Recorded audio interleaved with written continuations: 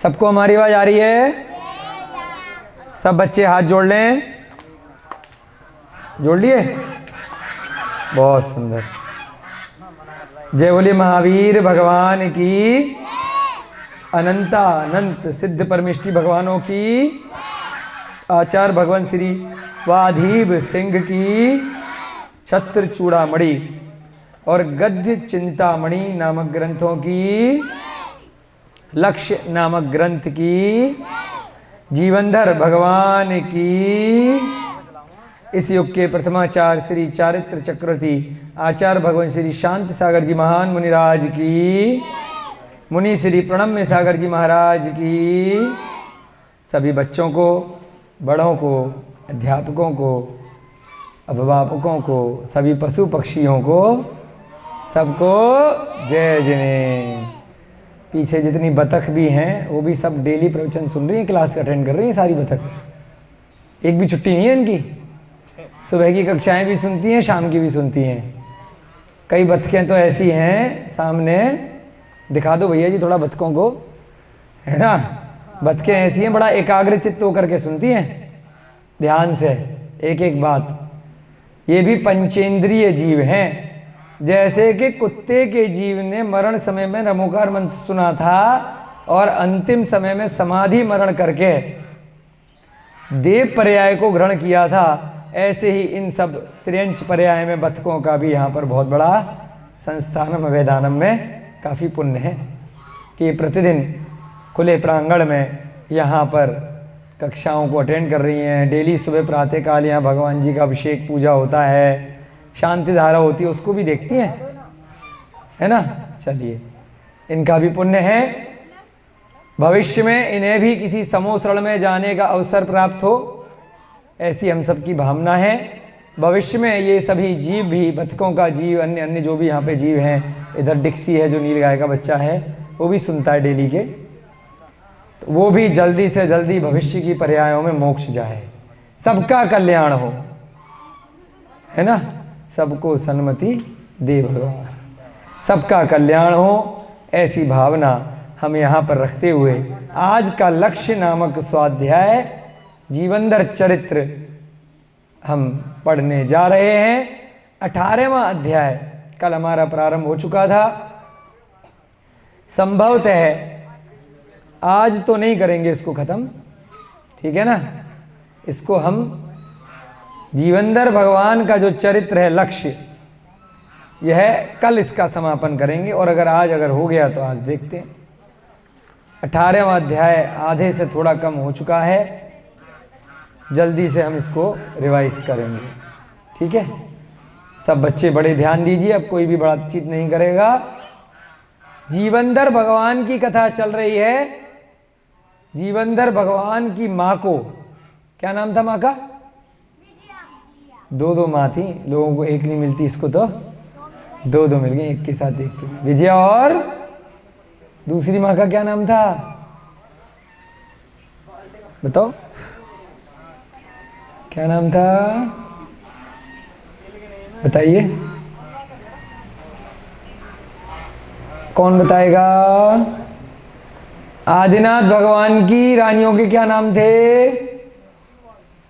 अभिषेक जी, आदिनाथ भगवान की रानियों के क्या नाम थे? नंदा सुनंदा। भैया जी के लिए ताली बजाओ। हाँ, चाहे बड़े भैया जी हों, चाहे गुरु जी हों, कोई भी हो, अगर जवाब देंगे तो बहुत अच्छा है, प्रोत्साहन मिलना चाहिए। उनमें से ही एक नाम है, हाँ, अब इसके लिए बजाओ, शिखा के लिए। बहुत सुंदर, थोड़ा सा हिंट दे दिया हमने, ऐसे याद करा करो। आदिनाथ भगवान की भी रानी थी सुनंदा, और यहाँ पर जीवनधर भगवान की माँ भी थी सुनंदा। दोनों अलग अलग हैं, वही नहीं है। वह तो पहले तीर्थंकर थे और ये 24 तीर्थंकर के भी बाद में जन्मे थे जीवनधर। तो इस प्रकार से किसने दीक्षा ले ली? और विजया और सुनंदा दोनों ने दीक्षा ग्रहण कर ली, वैराग्य पथ को धारण कर लिया। थोड़ी देर के लिए तो झटका लगा जीवनधर स्वामी को कि भाई अभी अभी तो आए हो, अभी अभी जाना है, अभी इतनी मुश्किल से तो राज्य मिला है, 16 साल आपने किस प्रकार निकाले हैं, और अभी से ही बस बैठे नहीं सिंहासन पर, कुछ ही वर्ष कुछ ही समय निकला और कह दिया कि वैराग्य हो गया, जा रही हूँ। ये क्या बात होती है? लेकिन समझ में आया, माँ ने जब समझाया कि बेटा ये संसार चक्र है, ये राज परिवार, ये सुख वैभव धन समृद्धि क्षणिक है, पानी की बूंद के समान है, जल के बुलबुले के समान है, आज है कल नहीं है।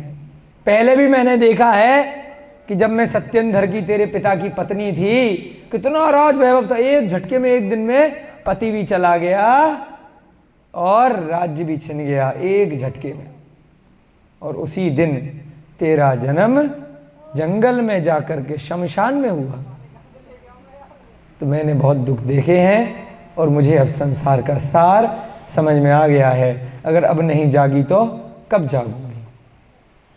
फिर से किसी न किसी पर्याय में इसी प्रकार से परिभ्रमण करती रहूंगी, घूमती रहूंगी। ये संसार का चक्र, चक्र क्यों बोला? चक्र कैसा होता है बच्चों? गोल होता है, गोल। कोई आदि है ना अंत है, घूमते घूमते जा रहे हैं, पता ही नहीं कब पैदा हुए, कब मर गए, फिर पैदा हो गए, फिर मर गए, फिर पैदा हो गए, फिर मर गए। परंतु उस चक्र में से निकल करके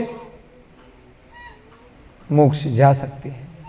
चतुर्गतियों से निकल करके एक बार जो जीव पंचम गति में बाहर निकल जाता है, फिर पुनः नहीं आता है। देखिए ना, फिरकनी देखिए, फिरकनी घूमती है, चक्कर पहिया घूमता है दिवाली पे, गोल गोल गोल गोल घूमता रहता है, गोल गोल गोल गोल घूमता रहता है, लेकिन उसका एक कोना चक्री का वो बाहर निकला हुआ होता है। तो जो बाहर का कोना है ना, वो पंचम गति की ओर दृष्टि रखे हुए है। बाहर निकलने का रास्ता इसी में से है, भूल भुलैया है चक्र, और एक रास्ता है, कोना है, उस कोने पे अगर पैर पड़ गया गलती से तो बाहर निकल जाओगे और फिर दोबारा अंदर नहीं आओगे। पंचम गति में जाने के लिए इसी संसार चक्र से रास्ता है। कहां से रास्ता है? मनुष्य गति से रास्ता है, एक कोना है। मनुष्य गति में भी बहुत सारे विधि बताई हैं कि कैसे वो कोना ढूंढना है, कैसे बाहर निकलना है। उसमें भी अंदर अंदर बहुत सारे चक्र हैं। पहले तो मनुष्य गति मिलना दुर्लभ, उसके बाद मनुष्य गति में सही योग्य सही सम्यक दर्शन मिलना दुर्लभ, उसके बाद सही पर्याय मिलना दुर्लभ कि भाई पुरुष पर्याय में होना चाहिए, उसके बाद उपक्रम प्रयास भी करना चाहिए, शरीर में भी सामर्थ्य होना चाहिए, देश काल क्षेत्र सब अनुकूल होना चाहिए। ये सब उसके अंदर के भी चक्कर हैं। वह सब सारे की सारे निमित्त एक साथ फिट बैठेंगे, उसके बाद घोर तप भी करना पड़ेगा, आत्म ध्यान में लीन होना पड़ेगा। सब कुछ आपके अनुसार मिल गया, लेकिन उसके बाद आपने ध्यान ही नहीं किया, तप ही नहीं किया, घर को छोड़ा ही नहीं, त्याग ही नहीं किया, तो कैसे मिलेगा? पता है कि कौन आए यहां से निकल सकते, लेकिन निकल नहीं रहे। क्या करेंगे निकल करके? विजया ने और सुनंदा ने क्या किया? सारी जानकारी इकट्ठी करी, निकलने के लिए रास्ता बनाया। स्त्री पर्याय थी, पंचम काल था, उसके बाद भी उस कोने में से चुपचाप दोनों बहनें निकल गईं। सगी बहनें नहीं है, लेकिन जीवन भर की दोनों मां हैं, उस दृष्टि से कह रहे हैं। एक गंदोटकर की पत्नी है और एक सत्येंद्र की पत्नी है, परंतु एक के साथ एक फ्री। मैं जा रही हूं तो मुझे क्यों छोड़ करके जा रही है भाई? मैं भी तेरी सहेली हूं, मैं भी चलूंगी। सहेली का धर्म निभाना है तो ऐसे निभाओ, धर्म के मार्ग पर, बुरे कामों पर नहीं। मित्र का धर्म निकालना है तो मित्र के अच्छे कार्य में सहभागी बनो। मैं भी चलूंगा तेरे साथ दीक्षा लेने। तू महाराज जी के पास जा रहा, मैं भी चलूंगा। तू मंदिर जा रहा, मैं भी चलूंगा। तू शराब पीने जा रहा, मैं नहीं जाऊंगा भाई, और तेरी कंप्लेंट भी करूंगा तेरे पिताजी से। सच्चे मित्र होने का फर्ज निभाओ। अगर आपका मित्र गलत मार्ग पर जा रहा है, उसको रोको, नहीं माने तो फिर उसके बाद जो आपको किया जाए उसको रोकने के लिए वह कार्य करना चाहिए। यहां पर जब सुनंदा ने और विजया ने समझाया तो जीवन धर मान गए कि भाई बात ठीक है, आप एकदम सत्य कह रही हैं, आपको जाइए मेरा कोई भी अवरोध नहीं है। आपके पुण्य की बहुत बहुत अनुमोदना करते हैं। उसके बाद क्योंकि उसकी नई नई शादियाँ हुई थी, 8 रानियाँ थी, इतना राज्य वैभव था, इतने दिनों बाद उस राज्य को संभाला था, काष्ठांगार के अत्याचार से मुक्त कराया था जनता को। तो क्या कहा कि भाई कुछ समय इंतजार करते हैं। 30 साल तक इंतजार किया। कितने साल? 30 साल। जब उसे लगा कि अब योग्य युवराज इस राज्य को संभालने के लिए मिल गया है, अब इस राज्य की सारी विपत्तियां दूर हो गई हैं, मेरा जो उत्तरदायित्व था वो पूरा हो गया है, उसके बाद देखते हैं आगे क्या होता है। आज का अध्याय, इसी अध्याय में आगे प्रारंभ करते हैं। एक दिन जल क्रीड़ा के बाद उद्यान में विहार करते हुए जीवनधर ने बंदरों की चेष्टाओं को ध्यानपूर्वक देखा। किसको? बंदर। यहां पे बंदर कौन है? कौन है बंदर? आप में से हाथ खड़ा करो। अरे कौन बंदर? अच्छा, ये करता है बंदर की एक्टिंग। बंदर हो तुम? हाथ खड़ा करो। क्या नाम बेटा? वीर। वीर के टीचर कह रही हैं कि ये बंदर की एक्टिंग करता है, बहुत बढ़िया। तो वीर बंदर है, ठीक है, हैं? कोई दिक्कत नहीं है। बंदरिया कौन है? बंदरिया कौन है? शिखा। अच्छा, इशिता। ये बंदरिया की एक्टिंग करती है, इशिता, ठीक है। वहां पर बंदर भी आ गया, बंदरिया भी आ गई। अब बढ़िया से पैराग्राफ पढ़ते हैं तो देखते हैं बंदर के साथ बंदरिया है कि नहीं है, ठीक है। एक दिन जल क्रीड़ा के बाद, जल क्रीड़ा माने जीवनधर स्वामी जो हैं 30 साल बाद, जैसे आप लोग क्या करते हो, बाहर नहर वगैरह है ना, यहाँ पे नदी का पानी आ जाता है, नहर का पानी, तो हमने देखा है यहाँ पर बच्चों को। बैठो भाई साहब, थोड़ी देर हमारे श्रीयांश भैया जी बैठेंगे। तो बच्चे क्या करते हैं, वो जलकूप से, क्या बोलते हैं उसको, ट्यूबवेल, उसका पानी जब गिरता है तो हमने बहुत सारे छोटन के बच्चे गाँव में देखे हैं, खूब जम के नहाते हैं दबा के, इतने बढ़िया स्विमिंग करते हैं, अच्छे नहीं कर पाए, बिल्कुल निडर होकर के खूब बढ़िया से मिट्टी में पानी में लौटते हैं, स्विमिंग करते हैं। तो ऐसे ही जीवनधर ने घूमने के लिए गए, राजा थे भाई, घूमने के लिए गए और स्विमिंग करी, जल क्रीड़ा करी, खूब नहाए बढ़िया से, आहा, पिकनिक मनाया। आप लोग जाते हैं ना घूमने के लिए, स्विमिंग पूल में नहाते हैं, नदियों में नहाते हैं, तालाबों में कूद जाते हैं। जब हम छोटे थे तो हम क्या करते थे, बाथरूम होता है ना अपना, उसमें नाली पे कपड़ा लगा देते थे उसको बंद कर देते थे ठीक है, क्योंकि जो हमारा आगरा में बाथरूम था वो इतना ऊंचा था, मतलब बाहर से पानी निकलने के लिए कम से कम इतना ऊपर जाएगा तब जा करके। छोटे छोटे थे आप जितने, हमें ध्यान है, नल चालू करके, बाल्टी चालू करके उसको भर देते थे बाथरूम को, और खूब कुदाए मारते थे आधे 1 घंटे तक। फिर बाहर से आवाज़ें आती थी, बहुत देर हो गई, क्या हो रहा है घर वालों की। तो बच्चों को शौक होता है, पानी भरो और कूदो बंदर की तरह। हम भी आप जैसे रहे हैं, कोई ऊपर से आसमान से नहीं हो टपके, कुछ नहीं है तो भाई वहीं पे नाली बंद कर दी, कूद रहे, आधे 1 घंटे टाइम पास हो रहा है। अब इतने बड़े बड़े उस टाइम टब वगैरह नहीं होते थे, अब तो स्विमिंग पूल आने लग गए छोटे छोटे से कपड़े वाले, कि अगर बच्चों को नहाना है तो थोड़ा टब से थोड़ा बड़े वाले बना लो और उसमें कूदते रहो। जो बड़े बच्चे हो जाते हैं तो बाहर स्विमिंग पूल में जाते हैं।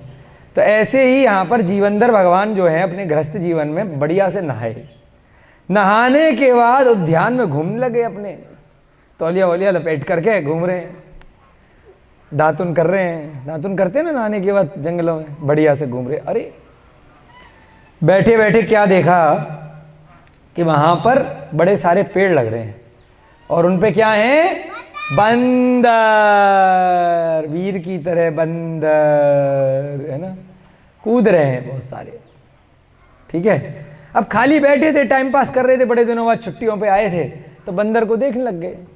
अपन की कभी तीर्थ वीर्थ पे जाते हैं तो बहुत सारे बंदर मिल जाते हैं, देखते हैं क्या कर रहा है। अच्छा, एक बार हम वहाँ गए थे, बाली, बाली सुना है आपने? हाँ बाली, इंडोनेशिया। तो वहाँ पर एक मंकी गार्डन है बहुत बड़ा, मंकी फॉरेस्ट, हजारों बंदर हैं, बंदर ही बंदर। हमारे पे फोटो रखी है, बंदर ने हमें थप्पड़ भी मारा था बंदर को हम छेड़ने लग गए, उसके छेड़ क्या रहे थे, भैया जी की जैसे आदत है ना सेल्फी लेने की, हमारी भी आदत थी उस समय। बंदर बढ़िया से खा रहा है, हम सेल्फी ले रहे थे उसके साथ, उनने खटाट सेल्फी में पूरा छपा हुआ है रखी है वो फोटो। तो बंदर ऐसे ही करते हैं, जब तक प्यार से कर रहा होता है तब तक ठीक है, जब मूड में आया तो धर दिया एक, वो खिंच गई है फोटो पूरी थप्पड़ मारते हुए, है ना। तो ऐसे ही बाली नाम है जगह का, उसकी कैपिटल है, वहाँ पर एक प्रोग्राम था, वहाँ गए थे। तो बंदर है वहाँ बहुत सारे, हस्तिनापुर में भी बहुत है, लेकिन जहाँ की हम बता रहे हैं वहाँ तो पूरा सरकार की तरफ से है, पूरा मंकी फॉरेस्ट, पूरा जंगल है, बंदर ही बंदर। खूब पब्लिक आती है, पूरे विदेशी देसी सारे लोग घूमने के लिए आते हैं। बहुत बड़े अंदर मंदिर भी हैं उसमें, पूरे जंगल में बहुत प्राचीन मंदिर भी हैं, बहुत नक्काशी वाले मंदिरों के लोग दर्शन भी करते हैं। बड़े बड़े पेड़ हैं, पानी भी है बीच बीच में, ऐसी तालाब हैं बहुत सुंदर। और इस प्रकार से बंदरों की चेष्टाएं बता रहे थे कि बंदर मस्त मौला होते, कोई भी सामान लिया। जब हम आगरा में रहते थे तो हमारा बेलनगंज में मकान था, बड़े बंदर क्रिकेट खेलते थे आप लोगों की तरह, जैसी बॉल छत पे गई बंदर लेके भागा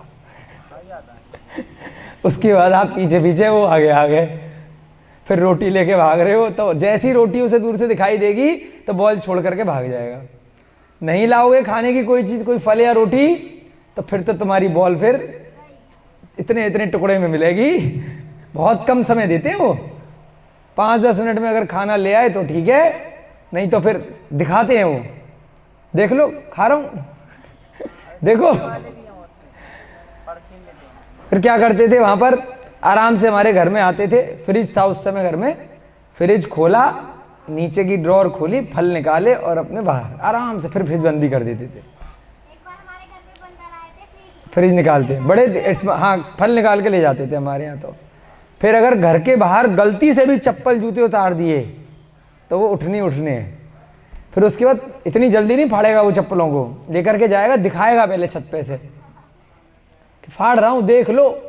और अगर कपड़े गलती से सुखा दिए, यहाँ तो बहुत लोग सुखाते हैं अपनी संस्था के लोग, अगर आपने वहाँ आगरा में सुखा दिए ना हमारे यहाँ और बैठे नहीं हो, ले जाएगा। उसके बाद एक एक बटन फेंकेगा ऊपर से निकाल करके, एक बटन, देख लो अभी तो बची है शर्ट, भेज दो खाना, नहीं भेजोगे तो फिर नहीं मिलने वाली।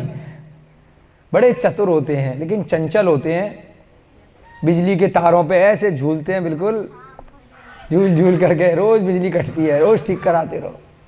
तुम्हारी आधी जिंदगी तो बंदरों के चक्कर में ही निकल गई, रोज डेली का था इतने टाइम वहाँ पे रहे, कभी बिजली का तार तोड़ दिया, कभी कपड़े, कभी कुछ, डेली का था। 1-2 घंटे बंदरों के साथ टाइम पास होना है।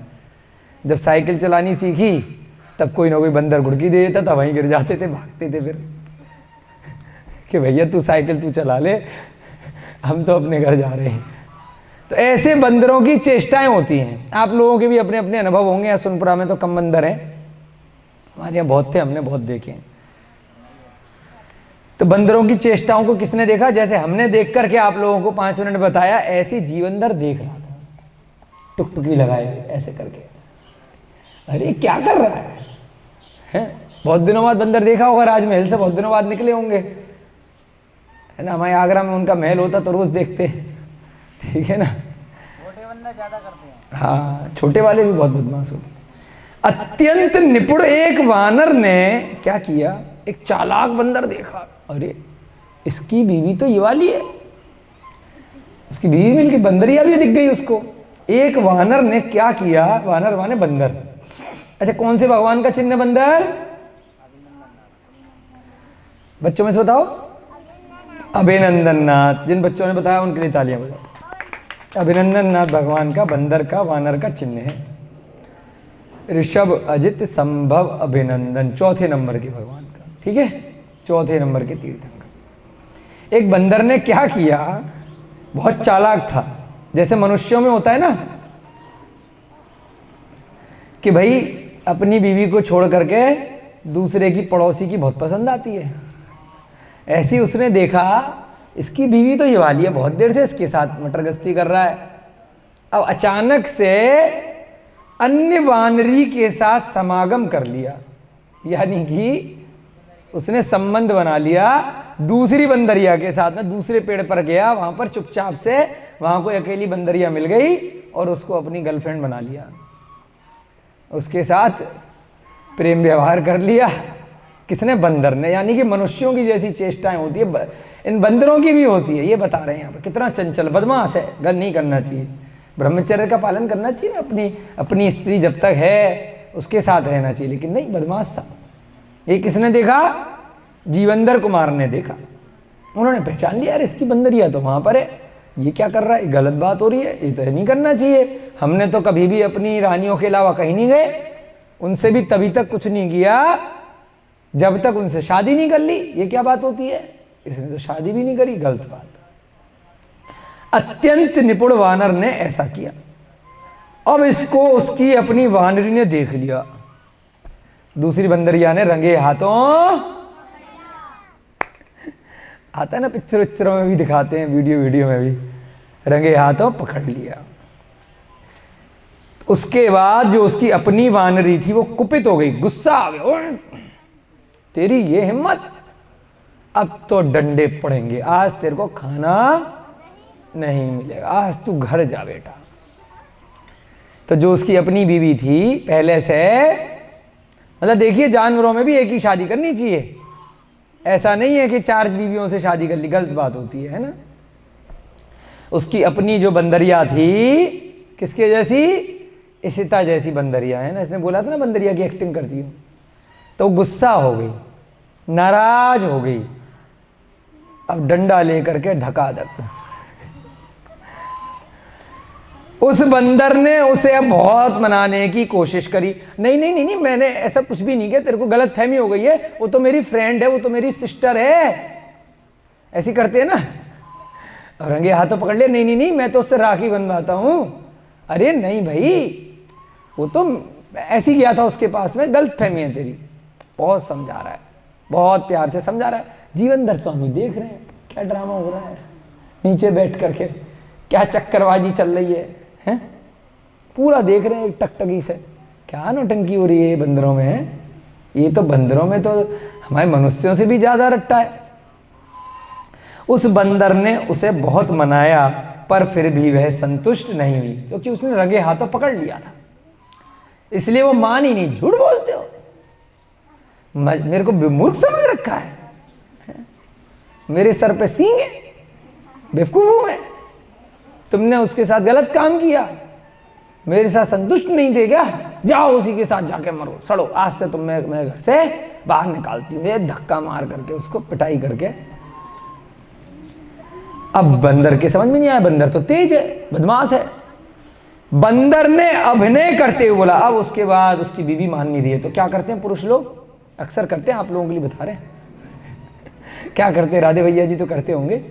अब वो एक्टिंग करने लग गया कि भाई कुछ इमोशनल हो जाता हूँ, कुछ ड्रामा रचता हूँ, फिर ये लड़कियां तो बेवकूफ़ होती हैं, इमोशनल होती हैं, मेरे झांसे में आ जाएगी। बंदर ने क्या किया? अमिताभ बच्चन की तरह, शाहरुख खान की तरह एक्टिंग करने लगा। अभिनय माने एक्टिंग। हे प्रिय, हाय मुझे देख, मैं मर रहा हूं। उसने मरने की एक्टिंग करी, क्योंकि उसे मालूम था बड़ी इमोशनल है, जैसी मैं मरने की एक्टिंग करूंगा तो एकदम से गले लगा लेगी, सब बिछड़ी बातें सब भूल जाएगी, है ना। सिखा रहे हैं आप पुरुष लोगों को हम, कभी ऐसा हो जाए बीवी बहुत ज्यादा गुस्सा करे तो एकदम से, अरे देख मेरे को चक्कर आ रहे हैं, टेंशन हो रही है, अटैक पड़ने वाला है, अरे मेरी तबीयत खराब हो रही है, तो कहाँ बात को कहीं की कहीं ले जाओ। रोहिता जी ध्यान रखना, सीख ले लो, इनमें सारी सीख है। कभी भी बीवी परेशान करे, लड़ाई झगड़ा चल रहा हो किसी बात पे, तो अपनी तबीयत खराब कर लेना एक्टिंग में। उसके बाद तो वो आपके आगे पीछे, उसने थोड़ी पता है कि आपको दर्द हो रहा है कि नहीं हो रहा है। अरे तो पकड़ थोड़ी पाएगी दर्द हो रहा है कि नहीं हो रहा है, कह रहे हैं इनकी घरवाली डॉक्टर है, तो एक्टिंग तो करेंगे ना ये कि मेरे हाथ दर्द हो रहा है, देख तूने कितनी टेंशन दे दी, तूने मेरे ऊपर झूठा इल्जाम लगा दिया है ना, अब देख इस झूठे इल्जाम से मुझे अटैक पड़ने वाला, मैं जी नहीं सकता। तो ऐसा वो बंदर एक्टिंग करने लग गया। जीवनधर स्वामी देख रहे हैं क्या नौटंकी चल रही है, मुस्कुरा रहे नीचे बैठ करके आराम से ध्यान में, बताओ क्या हो रहा है। पूरी मूवी बन जाएगी इसमें, बंदर की एक्टिंग। देख मुझे देख, मैं मरने वाला हूं, हाय रे हाय रे हाय रे। यह कहकर उसने अपनी आंखें फेर ली और क्षण भर में ही मृतक की तरह पृथ्वी पर गिर पड़ा। अब वो बीवी, कोई भी मनुष्य की भी हो यही करेगी, वो बेचारी जल्दी जल्दी पानी लाएगी। अब ड्रामा थोड़ी करेगी तू किसके साथ घूम करके आया है, कहाँ गलत काम करके आया है। अब सारी लड़ाई दंगा भूल जाएगी, क्योंकि पति तो पति है। वो तुरंत पानी वानी लेकर के आएगी, छींटे डालेगी, वो हाथ देखेगी, नाड़ी देखेगी, छाती सुनेगी, हा हा हा सांस देगी, हवा देगी, कुछ ना कुछ तो करेगी ना बेचारी। अब वो गिर गया नौटंकी करके बंदर, बदमाश तो है ही है। बेचारी वानरी ने उसे सचमुच में मरा समझ लिया कि हाय रे, मैं इसको इतनी देर से डांट रही थी, मेरे चक्कर में हो सकता है मेरे को धोखा हो गया हो, इसने गलत काम नहीं किया हो, और इसलिए ये इस दुख से, मेरे गम में, मेरे मोह में मर गया। अब मैं किसके सहारे रहूंगी। बंदरिया ने उसको सचमुच में मरा हुआ समझ लिया। हाय रे, ये मैंने क्या किया। अब वो बंदरिया रोने लग गई, छाती पीट पीट के, हाय रे मैंने ये क्या किया, मैं पापनी मर गई, अब मैं किसके सहारे जीऊंगी, मेरी वजह से ये मर गया, हाय रे। अब अपना सर पीट रही। मैंने उस वानरी से द्वेष में सब कुछ खो दिया। वो बंदरिया सोच रही है कि मेरा उस दूसरी बंदरिया से द्वेष हो गया, यानी बैर हो गया। ये दूसरी गर्लफ्रेंड इसने बना ली, दूसरी शादी कर ली, मेरा उससे बैर के कारण से मैंने इसको डांटा, इसको सुनाया, इसको कोसा, इतनी देर इसने मनाया, मैं मानी नहीं। तो अब ये इस चिंता में हार्ट अटैक पर के बीपी हाई हो गया, ब्रेन हेमरेज हो गया, और अब वो अपने आप को कोस रही है, मैं इतना नहीं डांटती, मैं इतना नहीं चिल्लाती, मैं इसकी पिटाई नहीं लगाती तो नहीं मरती, नहीं मरता मेरा पति। अंत में बार बार उसकी छाती पर लिपट लिपट कर, और बंदरिया क्या कर रही है, वो तो लेटा हुआ बंदर, उसकी छाती पर लिपट लिपट कर जल सिंचन आदि के द्वारा वानर को जीवित कर सकी। यानी कि अपने आंसुओं से खूब उसको धो दिया, फिर भागी भागी गई कहीं से नीचे जो तालाब था जहाँ पर नहाए थे, जल्दी जल्दी से पानी लाई। बंदरियाओं में भी अकल होती, जल सिंचन, पानी डाला खूब जल्दी उसके बाद क्या हुआ, जीवित कर सकी। यानी कि उसने एक्टिंग दिखा दी कि मैं तो बेहोश हो गया था टेंशन में, अब दोबारा मुझे टेंशन मत देना ऐसी, मैं बिल्कुल सच्चा आदमी हूं, तेरे अलावा मैं किसी से भी प्यार नहीं करता, बस तू ही 7 जन्मों से मेरी है और अगले में भी रहेगी, तू चिंता मत कर। अब वो बंदर ने ये नहीं बताया कि मैं एक्टिंग कर रहा था, उसने क्या करा कि भाई मैं तो बेहोश हो गया था टेंशन में, तूने मुझे हाथ पैर घिसे, पानी वानी लाई, इतना रोई पीटा, हाँ मैं कहाँ हूँ, तुम कौन हो, अच्छा मैं तुम्हारा बंदर हूँ, तो मेरी बंदरिया हो। अच्छा, वो जीवित हो गया नौटंकी दिखा करके, क्योंकि अब उसने क्या किया, उसने अपना दांव खेल लिया, और अब बंदरिया भूल गई पिछली बातें, सब भूल गई अब वो कि मैं क्यों लड़ रही थी, दूसरी बंदरिया से द्वेष था, सब भूल गई। क्योंकि अब अगर दोबारा छेड़ेगी, दोबारा इसको अटैक नहीं बढ़ जाए तो ठीक, अब सब ठीक, बढ़िया, अब हम अच्छे से रहेंगे, बढ़िया से गले वले मिले दोनों, ठीक है, बढ़िया से उनका दोबारा से पति पत्नी की दोस्ती हो गई। नीचे से जीवनधर भगवान, जीवनधर देख, अबे यार क्या नाटक है ये, हो क्या रहा है, क्या संसार है, चक्करबाजी क्या है, मनुष्य तो मनुष्य, बंदर भी ऐसा खेल करते हैं। तभी वह चतुर बानर कटहल का फल को तोड़ करके लाया। अब वो ठीक हो गया था, जीवित हो गया, जीवित तो वो पहले था ही, वो तो एक्टिंग कर रहा था। उसको थोड़ी बताया कि मैं एक्टिंग कर रहा था। उसने क्या किया, जल्दी से अब ठीक हो गया। वहीं पेड़ पर कटहल का फल था। कटहल होता है ना, बड़ा सा फल होता है कटहल। कटहल के फल को तोड़ करके लाया और अपनी प्रिय वानरी के लिए दे दिया। ये ले गिफ्ट। मनुष्य क्या करते हैं, चल आज तेरे को साड़ी लेकर के आऊंगा, करते हैं राधे भैया। देखो हाँ कर रहे हैं। जब गड़बड़ काम करते हैं ना, जब बीवी गुस्से में होती है, उस दिन गिफ्ट आ जाता है ना। साड़ी आएगी, कुछ गहना आ जाएगा, कुछ चूड़ी आ जाएगी, कुछ पर्स आ जाएगा, है ना। अरे मुस्कुराओ, हमें सब मालूम, हम नहीं करते, हमारे चक्कर में मत पड़ना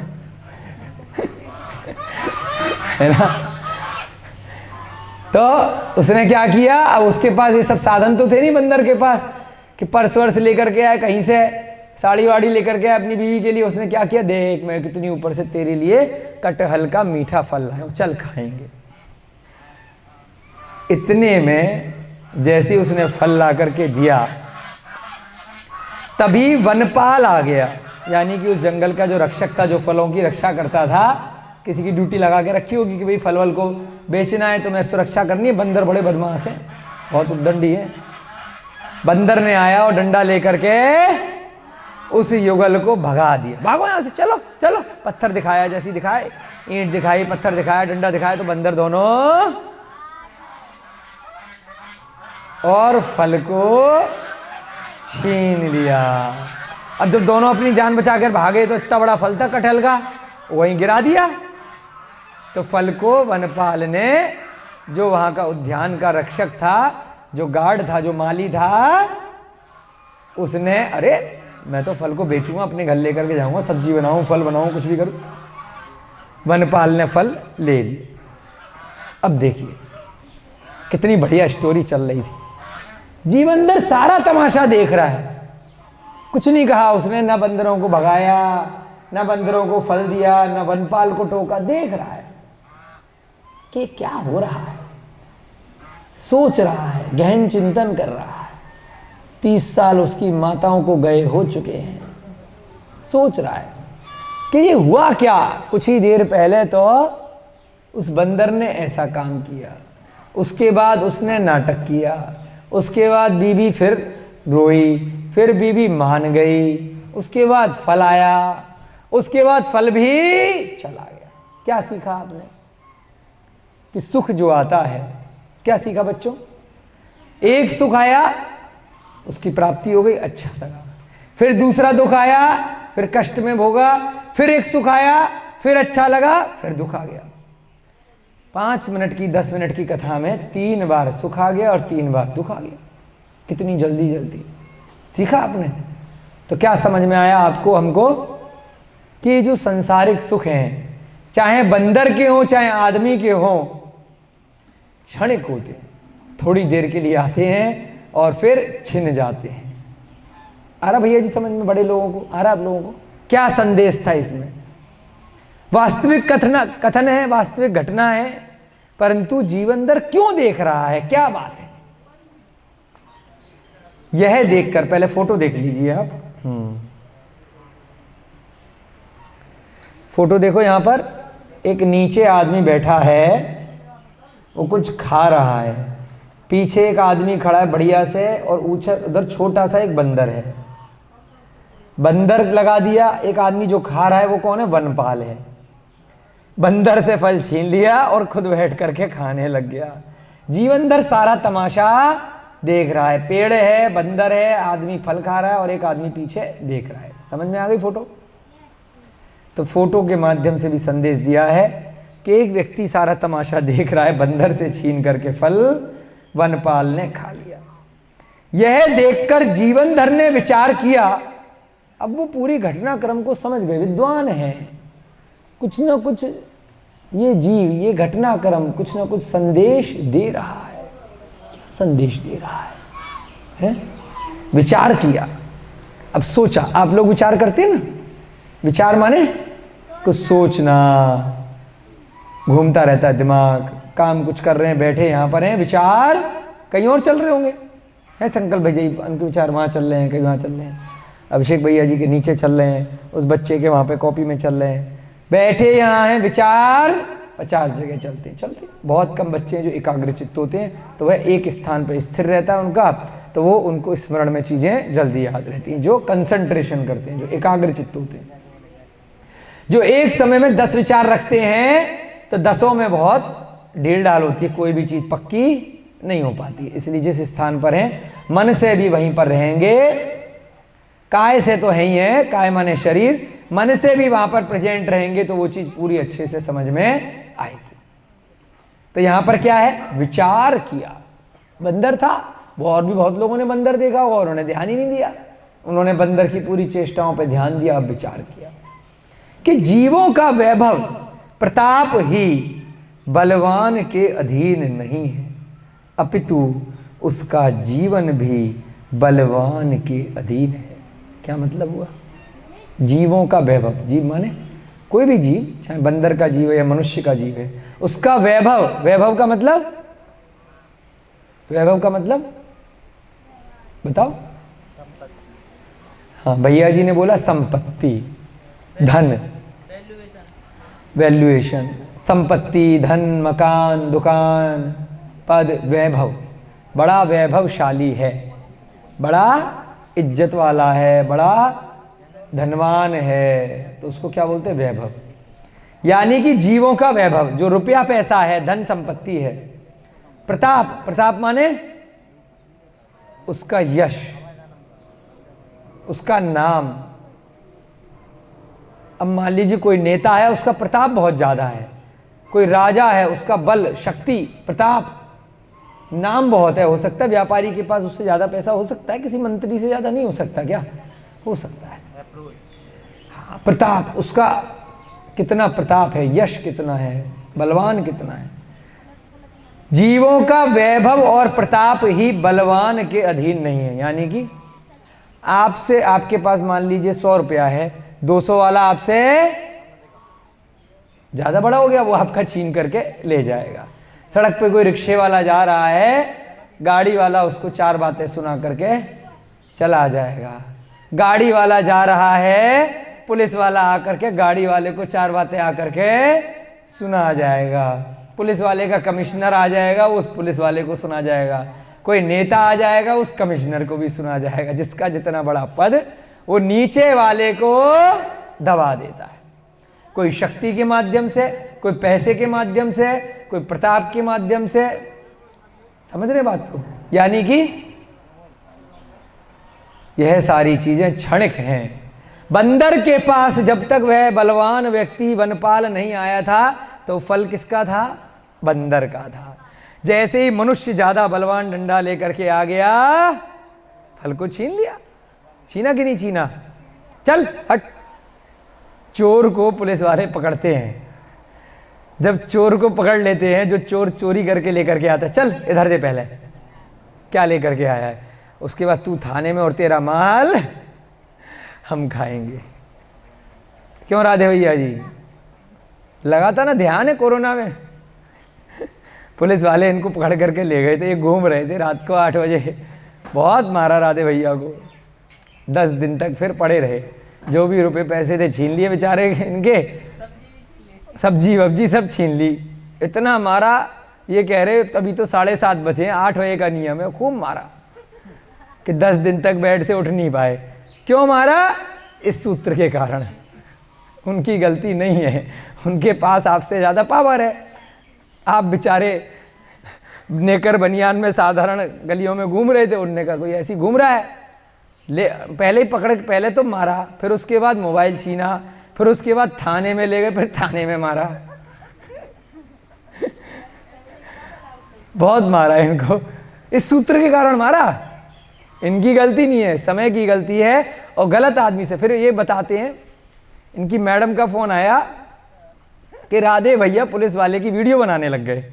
पहले तो वो मार रहा है तेरी कंप्लेंट करूंगा, तेरी वीडियो बनाऊंगा, तो उसने और मारा फिर।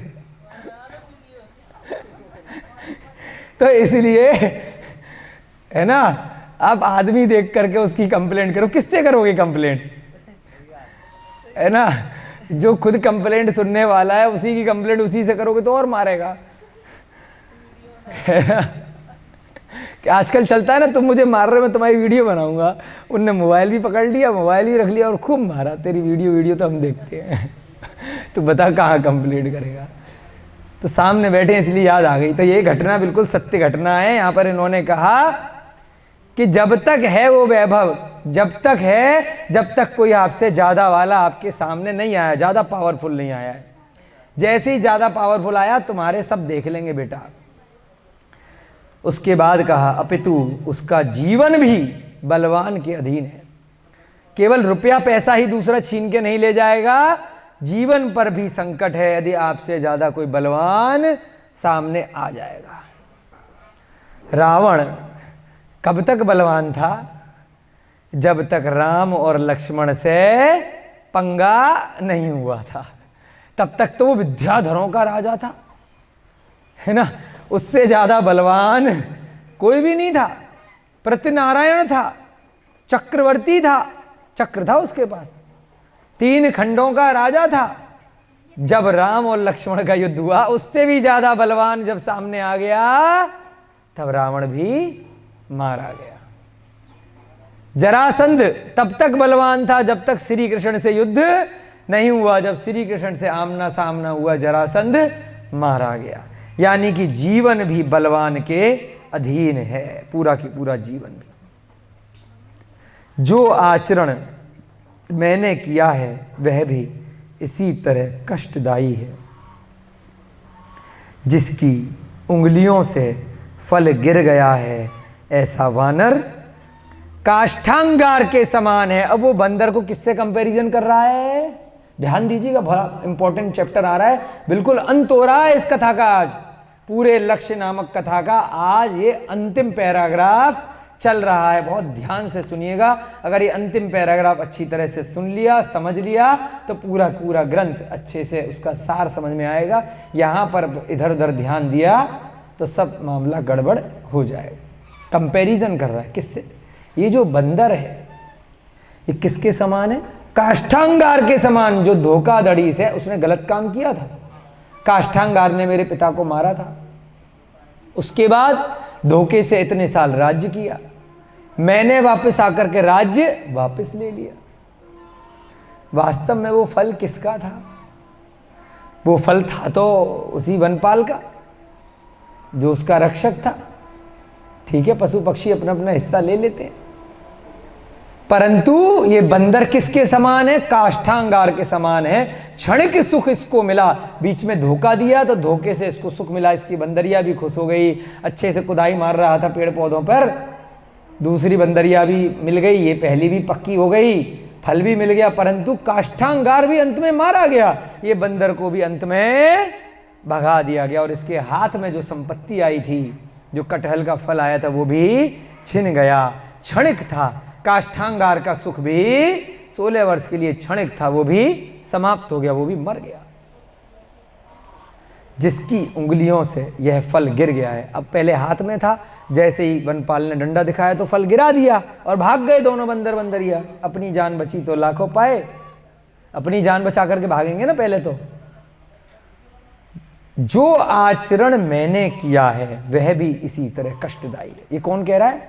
मैंने माने जीवनधर। अब जीवनधर सोच रहा है कि मैंने क्या किया? मैंने उस काष्ठांगार को मार दिया, उसके बाद 30 साल से मैं ये सुख भोग रहा हूं अपनी 8-8 रानियों के साथ में, खूब राज्य संपदा का सुख, वैभव, धन, ऐशो आराम से जी रहा हूं। तो ये भी तो बाद में कष्टदायी होगी एक ना एक दिन, ये सोच रहा है ऐसा। मैं वनपाल के समान फल छीनने वाला हुआ हूं। मैं कौन हूं? ये वनपाल का फल था, वनपाल ने बंदर को भगा के फल वापस ले लिया और खा लिया। मैं कौन हूं? मेरा फल क्या था? ये राज्य था। काष्ठांगार ने उस पर टेम्परेरी कब्जा कर रखा था, मैंने उसे भगा दिया और अब मेरे हाथ में ये राज्य आ गया। मैं कौन हूं? मैं उस वनपाल के समान हूं। और वो बंदर कौन है? वो बंदर काष्ठांगार के समान है। अपने आप को कंपैरिजन कर रहा है। जो मैसेज था वो मैसेज इस पैराग्राफ में आ रहा है। बच्चे बड़े सब ध्यान से सुने। यह कटहल का फल भोगों के समान है। ये कटहल का फल क्या है? भोग हैं। जो भोग मैं भोग रहा हूं, इस धन को, वैभव को, इस संपदा को, इस राज्य को, इस प्रजा के ऊपर मैं ऑर्डर चला रहा हूं, इन रानियों के ऊपर मैं भोग भोग रहा हूं, कितना आनंद आ रहा है मेरे कहने में। पूरी की पूरी ये राजमहल, ये पूरा की पूरा नगर चल रहा है, सोच रहा है। कभी कभी हमारे मन में भी आता है कि हम क्या हैं, इन भोगों को भोग रहे हैं, ये सब क्या है, उस कटहल के फल के समान है, कभी कोई और छीन के ले जाएगा। केवल एक टेम्परेरी रक्षक हैं, जब तक हैं तब तक इसकी रक्षा करनी है, उसके बाद कोई और इसको संभालेगा। क्या कहा, यह कटहल का फल किसके समान है, भोगों के समान है। मैंने व्यर्थ में ही, कहाँ गया पेन, इस पर अंडरलाइन करेंगे, चलो कोई बात नहीं, पेन खो गया। मैंने व्यर्थ में ही इस तुच्छ फल के लिए इतना दीर्घ काल व्यतीत कर दिया, खराब कर दिया अपना 30-40 साल का समय इस फल के लिए है, जिसको मुझे छोड़ करके जाना, मर जाऊंगा तब भी छूटेगा। या फिर कभी कोई मुझसे ज्यादा बलवान यदि आ गया, दूसरे राज्य का राजा, वो छीन करके ले जाएगा। अभी तक मैं कब तक मजे ले रहा हूं, जब तक मेरे से ज्यादा बलवान यहां नहीं आया। जब तक अंग्रेज नहीं आए थे तब सारे की सारे भारत देश के राजा महाराजा खूब मजे ले रहे थे। जैसे ही बलवान आ गए, मूर्ख बना दिया तो चले गए। जब मुगल आ गए तब बना दिया, कभी पुर्तगाली आए, कभी कोई आए, कभी कोई आए। होता ही नहीं होता ऐसा। कब तक है ये राज्य आपके पास, कब तक है आपकी संपदा, कब तक है धन, जब तक आपके पास आपसे ज्यादा बलवान नहीं आया है। तो वो सोच रहा है कि अभी तक मैं मजे ले रहा हूं 30 साल से, कारण कि भाई अभी तक मेरे से ज्यादा बलवान से मेरा पंगा, मेरा युद्ध नहीं हुआ है। मैंने व्यर्थ में ही इस तुच्छ माने बेकार, जिसकी कोई कीमत ही नहीं है इस राज्य की, कोई ना कोई मेरे से ज्यादा बलवान आ जाएगा, ले जाएगा, मैं मर जाऊंगा तो छूट जाएगा, मरना सबको है। मैंने व्यर्थ में अपने जीवन के बहुमूल्य इतने वर्ष लगा दिए। आर्यनंदी महाराज ने मुझे क्या क्या सिखाया था, वो तो मोक्ष भी चले गए। मेरी दोनों माताएं सुनंदा और विजया दोनों दीक्षा लेकर के अपना कल्याण कर गई, मैं अभी तक इसी चक्कर में पड़ा हुआ हूं। हे मेरे से जैसा पागल, मूर्ख, बेवकूफ, गधा, गधा नहीं, गधे तो बहुत इंटेलिजेंट होते, सॉरी, हाँ यहाँ 4-5 गधे हैं, बहुत इंटेलिजेंट है, मूर्ख तक ठीक है ना। गधा बड़ा इंटेलिजेंट होता है, वो तो ऐसी प्रचार कर रखा है कि गधा है क्या तू, ना बहुत इंटेलिजेंट होता है भैया, हमने देखा है, ठीक है, उसकी मेमोरी बड़ी अच्छी होती है। मैंने अपना इतना दीर्घ काल, माने मैंने अपना इतना समय बर्बाद कर दिया। इसीलिए बच्चों को अभी से, बचपन से ज्ञान दे रहे हैं कि बच्चों, भविष्य में जो भी ज्ञान लेना, व्यवहारिक ज्ञान लेना, कोई भी शिक्षा ग्रहण करना, अपना सम्यक दर्शन मत खोना। जब सही समय आए, सम्यक चारित्र को ग्रहण करने से पीछे मत हटना। जो जैन कुल वाले हैं वो जल्दी जल्दी आगे बढ़ें, जो नहीं है वो मन वचन काया से सम्यक दर्शन, सम्यक ज्ञान की प्राप्ति करें। जितना भी योग्य चारित्र हो सकता है उनके अनुरूप, उनके कुल के अनुरूप, उनकी कुल परंपरा में कोई बाधा उत्पन्न नहीं हो, कोई भी विरोध माता पिता ना करें। उसके बाद जितना हो सकता है वह मोक्ष मार्ग पर अवश्य ही आगे बढ़ना। ऐसी यहाँ पर ज्ञानधाम गुरुकुल की सभी बच्चों के लिए, सभी बड़ों के लिए, सभी सुनने वालों के लिए, वीडियो के माध्यम से भी जितने सुन रहे हैं, सबके लिए हमारी यही मंगल भावना, यही प्रेरणा है कि तभी सम्यक ज्ञान का दान माना जाएगा। घर गृहस्थी की चौपाल लगा करके बैठ गए, हा ही करवा ली, उससे ना तो हमारा कुछ भला होने वाला है, ना ही आपका कुछ भला होगा। एंटरटेनमेंट हो जाएगा, आनंद आएगा। बहुत भैया जी बढ़िया बोलते हैं, बहुत बढ़िया, आहा, बहुत अच्छी स्टोरी सुनाई।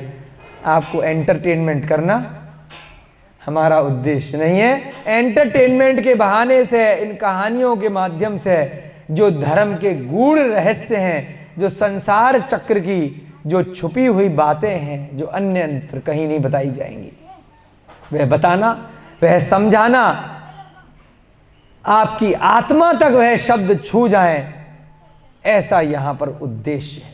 उस उद्देश्य में यदि हम सफल होते हैं तो हमारा यहां पर वक्ता के रूप में आप लोगों को समझाना सफल माना जाएगा, अन्यथा कोई बात नहीं। हमारा तो स्वाध्याय हो ही रहा है, आपका सुनकर के कुछ भला हो या नहीं हो, हम अपना भला तो कर ही रहे हैं, इसलिए इसको बोला स्वाध्याय, स्वयं का अध्ययन।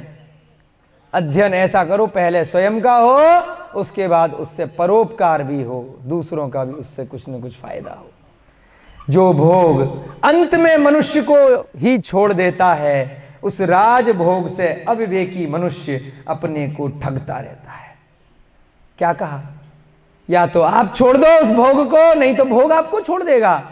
या तो उस रुपए पैसे को समय रहते हुए उस संपदा को आप छोड़ दो, नहीं तो वह जब आप मर जाओगी तो वो आपको छोड़ करके चली जाएगी।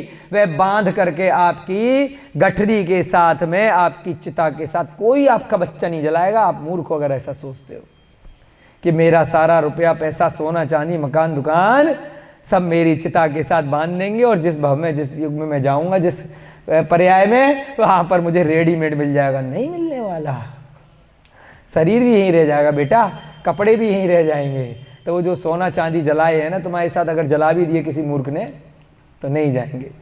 किसी ने कहा कि मैंने जितना पैसा इकट्ठा किया है, अपनी पत्नी को बोला वो सारा मेरे साथ बांध दियो, कुछ तेरे लिए छोड़ के नहीं जाऊंगा। पत्नी भी चतुर थी, उनने कहा आजकल ना पेटीएम वेटीएम का ज़माना है, चेक वेक का, ऑनलाइन ट्रांसफ़र का ज़माना है, कैश वैश का चक्कर नहीं है, ख़त्म हो गया है नोटबंदी के बाद से।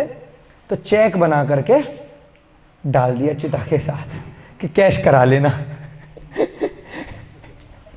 है ना, जहाँ जाओगे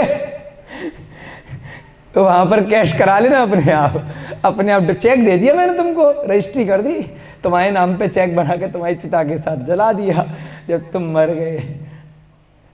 तुम चतुर तो दूसरी चतुरानन है। तुम सोचोगे भाई साहब एक से एक बैठे पड़े हैं, ऐसे हो जाता है। अगर ज़्यादा मोह करो छूट जाएगी, सारा भोग रह जाएगा। मान के चलिएगा, विश्वास करना पड़ेगा, नहीं तो जो आपके घर परिवार में कभी बूढ़े होकर के या एक्सीडेंट से अगर मर गए हो तो उनके उदाहरण से देख लीजिएगा कि भाई कुछ भी साथ करके बांध करके नहीं ले गया। खाली हाथी आया था माता के गर्भ से, कपड़े पहन करके आया था क्या? कोई जीव आता है? नंगा ही आया था, नग्न आया था, और अंत में भी कपड़े वपड़े सब यहीं जल जाएंगे, नग्न ही जाएगा, शरीर भी यहीं रह जाएगा, आत्मा आत्मा जाएगी। जीवनधर कुमार सोच रहे हैं जो भोग अंत में मनुष्य को ही छोड़ देता है, उस राजभोग से अविवेकी मनुष्य अपने को ठगता रहता है। अविवेकी, जिसको विवेक नहीं है, उस सारी संपत्ति, नौकर चाकर, महल, पिटारे, घर बार, परिवार, अरे मेरा इतना बड़ा परिवार, मेरा इतना बड़ा परिवार, खूब खुश हो रहा है, मेरे पोतों की भी शादी हो गई, मेरे पोते यहाँ वहाँ इतना पैसा कमा रहे हैं, कोई अमेरिका में, कोई लंदन में, कोई ऑस्ट्रेलिया में, अरे कितने अमीर हैं। बस इस घमंड में मरे जा रहा है, मेरे बच्चे वहाँ, मैं यहाँ, मेरे पास इतना पैसा, पागल हुए जा रहे हैं। लेकिन क्या होगा? स्वयं को ठग रहा है ऐसा सोच सोच करके, अपने आप को ही ठग रहा है, अपने आप को ही मूर्ख बना रहा है अपनी मानसिक सोच से कि सब पैसा मेरा है, मेरा है, मेरा है, मेरा है। इस तरह जीवनधर कुमार संसार, शरीर और भोग की वास्तविकता का विचार करके विरक्त हो गए। कहाँ तो बंदर देखने आए थे, कहाँ तो नहाने आए थे जंगल में एंटरटेनमेंट के लिए, झूला झूलने के लिए, कौन सी वो तीज होती है, हरियाली तीज पे जंगल में घूम रहे थे। कहाँ तो मजे लेने आए थे और कहाँ अपने मजे हो गए, वैराग्य हो गया। कहाँ तो बंदर और कहाँ वनपाल। ये होता विचार कि क्या चीज़ खाली रटने के लिए नहीं है। जीवन है पानी की बूंद, जब मिट जाए रे, रोज सुबह शाम रट रहे गा रहे। अरे उसको तनिक विचार करो, क्या कहना चाह रहे हैं, कैसे हैं ये सुख भोग। इसीलिए कहते सामायिक करो, मेडिटेशन करो, उसमें अपने शरीर के अंदर जो आत्मा है, संसार के जो दुख हैं, जो तीन लोक में चार गतियां हैं, जो पर्याय हैं, उनके बारे में तनिक विचार करो, सोचो सिद्ध भगवान कैसे बनते हैं। पहले सम्यक ज्ञान प्राप्त करो, स्वाध्याय करो, उसके बाद ध्यान लगाओ। अन्यथा ध्यान काय का लगाओगे, पैसा कैसे मिलेगा, ध्यान लगा रहे बैठे हैं, मेडिटेशन कर रहे हैं, उसको कैसे पीटेंगे, उससे कैसे इकट्ठा करेंगे, कैसे वो गर्लफ्रेंड मिलेगी, कैसे उससे ध्यान लग रहा है, परंतु सांसारिक सुखों के लिए इच्छाओं का ध्यान लग रहा है, कैसे वो मेरी इच्छा की पूर्ति होगी, कैसे मेरा रोग दूर होगा, कैसे मेरे बच्चा होगा, कैसे मेरे नौकरी लगेगी, कैसे रुपया पैसा आएगा, कैसे सारी की सारी इच्छित वस्तुएं प्राप्त होंगी। तो इसलिए ध्यान के लिए, वैराग्य के लिए सम्यक ज्ञान जरूरी है, और सम्यक ज्ञान के लिए स्वाध्याय जरूरी है। प्रतिदिन कक्षा में अपना लक्ष्य नामक ग्रंथ पढ़ाना नितांत आवश्यक है। बाकी सांसारिक ज्ञान तो आपको सब जगह मिल जाएगा, पान की दुकान पे मिल जाएगा, राशन की दुकान पे मिल जाएगा, चौराहे पे कहीं भी खड़े हो जाओगे, यार दोस्तों से कहीं भी मिल जाएगा। ये वाला ज्ञान जो वास्तविक ज्ञान है, इन ग्रंथों के अलावा, मुनि महाराजों के अलावा अन्य जगह मिलना विरला है। आपका समय हो रहा है, बचा है क्या कुछ? थोड़ा सा बचा है, जल्दी से छत्र चूड़ामणि का सूत्र मुनि श्री प्रणम सागर महाराज ने लिखा है, ध्यान से दोहराएंगे। हस्तस्थे अप्यमृते कोवा तिक्त सेवा परायण। छत्र चूड़ामणि, हाथ में अमृत रखा होने पर भी कौन बुद्धिमान पुरुष कड़वी वस्तु के सेवन करने में तत्पर होगा। यानी कि अमृत है हाथ में कि वैराग्य प्राप्त कर करके मोक्ष जा सकते हो। अमृत है, अमृत। अमृत को अंग्रेजी में बोलते हैं नेक्टर, नेक्टर बोलते हैं अमृत। अमृत अमृत अमृत आपने बहुत बार सुना होगा कि अमृत पान किया शिव जी ने, विष्णु जी ने, कि वो हुआ था ना, समुद्र मंथन हुआ, अमृत निकला, अमर हो गए।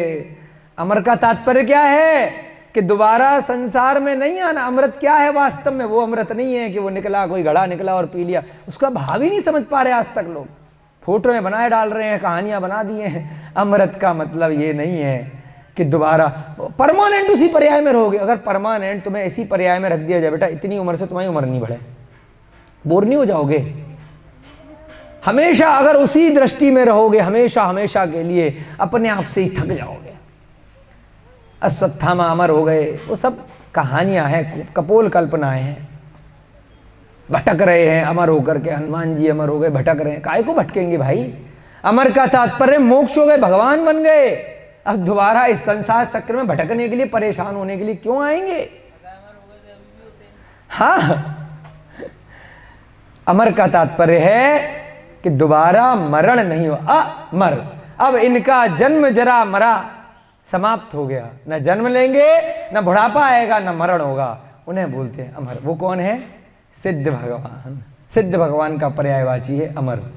उसको बना दिया कि जिस पर्याय में जो है वो कुछ पी ले, ऐसा जादू की कोई घुट्टी, उसके बाद वैसा ही रहेगा जिंदगी भर, कभी मरेगा ही नहीं अनंत भव तक। अरे भाई, केवल वही नहीं मरता जिसके शरीर नहीं होता। शरीर किसके नहीं होता? सिद्धों के नहीं होता। कोई भी शरीर नहीं होता, न कार्मण, न तेजस, न औदारिक, न वैक्रियक, न हारक, वही अमर होते हैं। अब यहां उदाहरण दिया है, अगर आपके हाथ में अमृत रखा है तो कोई मूर्ख ही होगा। भैया बंद क्यों कर दिया? बंद नहीं करना है ना, इसको समझा दो, बंद नहीं करना है। अमृत रखा है, उसका तात्पर्य क्या है कि कोई ऐसी वस्तु रखी है जो संसार चक्र से निकाल सकती है। और उसके बाद कोई मूर्ख होगा जो कड़वी गंदी चीज पिएगा, वो तो सीधे अमृत ही पिएगा। यानी कि जब जीवनधर कुमार के लिए अमृत क्या है? क्यों भैया जी, जीवनधर कुमार के लिए अमृत क्या है? सम्यक दर्शन, सम्यक ज्ञान, सम्यक चारित्र व रत्नत्रय अमृत है। तो उसके बाद भी वह सांसारिक भोगों को, सुख साधनों को अगर पिएंगे, उन्हें खाएंगे, तो वह क्या हैं? मूर्ख हैं, बुद्धिमान नहीं है। बुद्धिमान की परिभाषा क्या है? अमृत को खाएगा। समझे? चलिए, आप लोगों में से कौन है जो सम्यक दर्शन, ज्ञान, चारित्र वाले रत्नत्रय को, उस अमृत को प्राप्त करना चाहते हैं? हम ये नहीं कह रहे कि करो, कौन कौन चाहते हैं? हाथ खड़ा करें। कौन कौन जीवनधर कुमार जैसा बनना चाहते हैं? कौन कौन अमृत को प्राप्त करना चाहते हैं कि दोबारा हमारा जन्म इस धरा पर नहीं हो, दोबारा ये कष्ट हमें ना मिले? लगभग सब बच्चे बड़े सब चाहते हैं, बहुत सुंदर।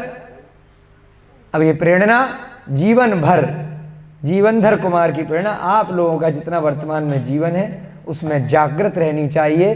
कहीं पर भी आप जाएं आपको इसको भूलना नहीं चाहिए। हम चले जाएं, आप कहीं चले जाओ, लेकिन ये जो प्रेरणा है यह आपके साथ जीवन पर्यंत रहनी चाहिए। इस जीवन के बाद भी यह प्रेरणा अगले भव में भी जानी चाहिए। अभी तक ये जीवनधर कुमार का चरित्र समाप्त नहीं हुआ है। संभवतः है, बस 2 पेज रह गए हैं, 3 पेज। संभवतः है कल इसका समापन समारोह, संभवतः अगर अच्छे से कोई प्रसंग आ गया, कुछ समझाने की वस्तु आ गई, तो जरूरी नहीं है कि कल खत्म करें, कोई जबरदस्ती नहीं है, परंतु संभवतः कल समाप्त होने के चांसेस हैं। जय बोलिए महावीर भगवान की, जय बोलिए अनंतानंत सिद्ध परमेष्ठी भगवानों की, जय बोलिए आचार्य भगवान श्री वाधीव सिंह की, छत्र चूड़ामणि और गद्य चिंतामणि नामक ग्रंथों की, जीवनधर भगवान की, मुनि श्री प्रणम सागर जी महाराज की, लक्ष्य नामक ग्रंथ की, इस युग के प्रथमाचार्य श्री चारित्र चक्रवर्ती आचार्य भगवान श्री शांति सागर जी महान मुनिराज की, सब बच्चों को, बड़ों को, अभिभावकों को, डॉक्टर साहब को, सभी लोगों को जय जिनेन्द्र जय दूत। अब कुछ बच्चे जिनका